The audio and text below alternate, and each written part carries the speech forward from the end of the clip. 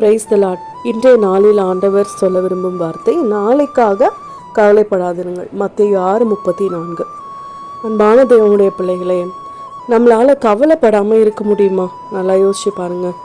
முடிஞ்ச விஷயத்துக்காக, வரப்போகிற விஷயத்துக்காக, நாளைக்கு என்ன நடக்கும், இப்படியே வாழ்க்கையில் யோசித்து நம்ம பல வருடங்களை கடந்துட்டோம். சந்தோஷமாக கழிக்க வேண்டிய நேரங்களையும் நம்ம இழந்துட்டோம். இன்றைக்கும் கூட ஆண்டவர் சொல்கிறாரு, எதை குறித்தும் கவலைப்படாதீங்க. உங்களுக்கான ஆசீர்வாதத்தையும் நீங்கள் எதிர்பார்த்துருக்கிற காரியத்தையும் கொடுக்க நான் இருக்கேன். மகனே மகளே, வருத்தப்படாதீங்கன்னு ஆண்டவர் சொல்கிறாரு. ஒரு விஷயம் நமக்கு நடக்கணும்னு சொல்லி நாளைக்கே அது நடக்கும், நாளைக்கே நமக்கு எல்லாமே நல்லதாக நடந்துடும் அப்படின்ற அந்த எண்ணத்தை மட்டும் விட்டுருங்க. அது எல்லாமே ஒரு நாள் கண்டிப்பாக நடக்கும்னு விசுவாசிங்க.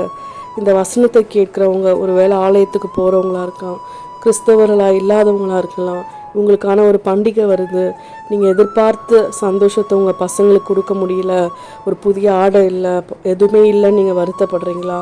இன்றைக்கு நீங்கள் விசுவாசத்தோடு கவலைப்படாதீங்கன்னு நீங்கள் சொல்லியிருக்கீங்களே, ஆண்டவரே இன்றைக்கி எங்கள் தேவைகளை சந்திக்க, எங்கள் வீட்டுக்கு தேவையோடு இருக்கிற எல்லா காரியத்தையும் நீங்கள் ஆசீர்வதித்து தாங்க, எல்லாரும் போல் நாங்களும் சந்தோஷமாக இருக்கக்கூடிய ஒரு வழியை தாங்கன்னு கேட்டு எல்லா ஆசீர்வாதத்தையும் பெற்றுக்கொண்டவுடன் நீங்கள் எதெல்லாம் நன்மை அடைஞ்சிங்களோ அதெல்லாம் சாட்சிகளாய் பகிர்ந்து கொள்ளுங்கள். ஆமேன்.